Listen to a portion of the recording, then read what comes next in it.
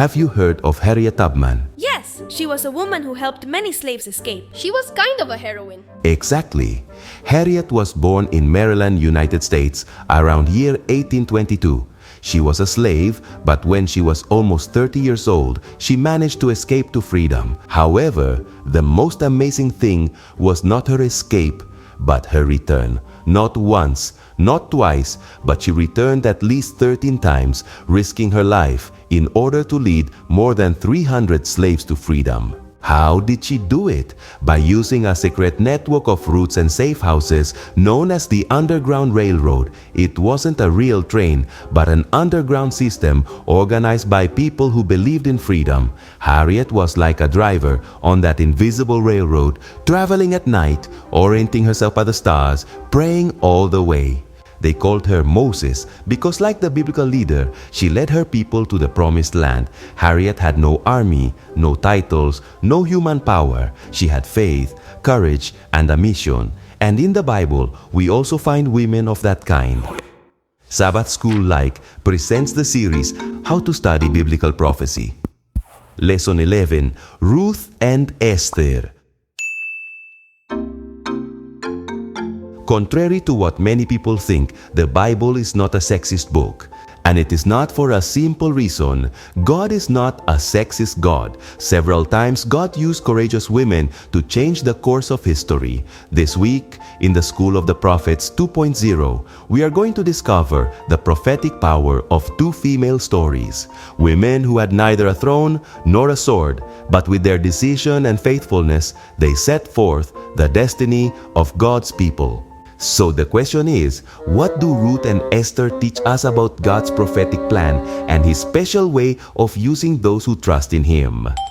First, God redeems out of love. Have you had difficult times? Yes, when they put a cast on my leg. When I had a tooth pulled without anesthesia. Well, when you go through times like this, remember the story of Naomi and Ruth.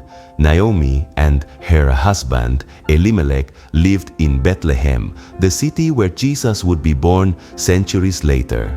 Do you know what Bethlehem means? House of bread. But paradoxically, there was a great famine in that land. So Naomi and her husband left for Moab with two of their sons, Mahlon and Chilion. To make things worse, Elimelech died in Moab, and Naomi was left alone with her two sons.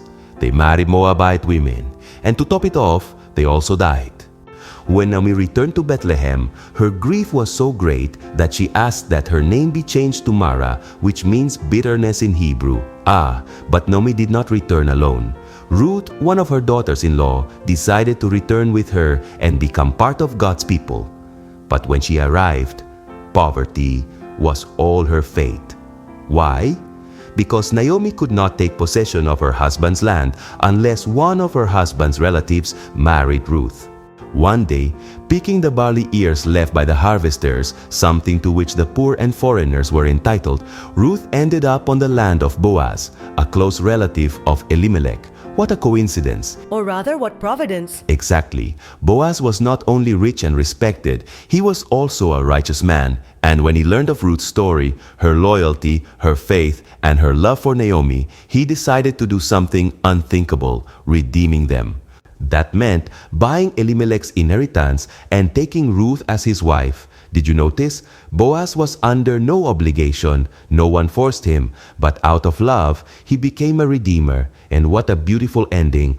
Ruth, the foreigner, the poor, the widow, ended up married to Boaz and became the great-grandmother of King David and great-great-grandmother of Jesus.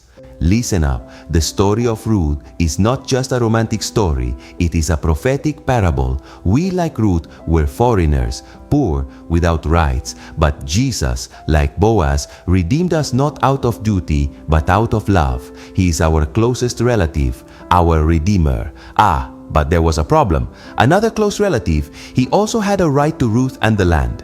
Did you notice? Just as Boaz is symbolic of Christ, this other relative is symbolic of Satan, who also claims to have rights over us. This story is all symbolic of the great conflict. Boaz travels to Bethlehem. The elders gather, and finally, in a kind of judgment very particular to that culture, a sandal is exchanged, a symbol of ownership or belonging, and Boaz gets the right to marry Ruth and buy the land.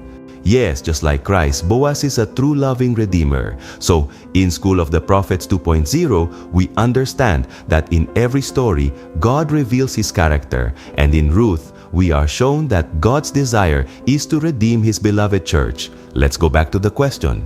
Have you had hard times? Listen to the voice of God saying to you, "Fear not, for I have redeemed you. I have called you by name. You are mine." And second, God will shame the enemy and give us victory. Speaking of difficult times, one of the most difficult times for God's people in the Old Testament occurred in Persia in the days of Queen Esther. Do you remember the situation? An evil man named Haman planned to destroy all the Jews. But Queen Esther bravely intervened and saved her people. That's right. Haman was a high official in the court of King Ahasuerus, also called Xerxes. Historian Flavius Josephus states that he was a relative of the Amalekite royal house, which would explain his deep hatred for the Jews. But the one he hated the most was Mordecai, a faithful Jew who refused to honor the proud Haman. So Haman set a date for the destruction of the Jews and had a gallows prepared for the faithful Mordecai. And that's when Queen Esther intervened. Exactly. Esther, whose original name was Hadassah, was the adopted daughter of Mordecai. She was actually his cousin, but he adopted her when she was orphaned by the death of her parents.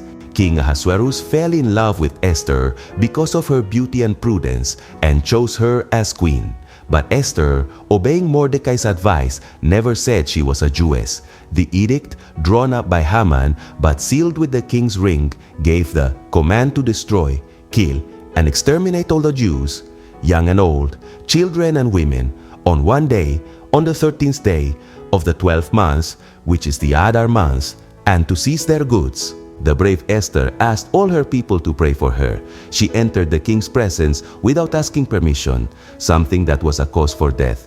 The king extended his golden scepter to her, an act that granted the king's grace, and told Esther to ask for whatever she wanted, up to half the kingdom.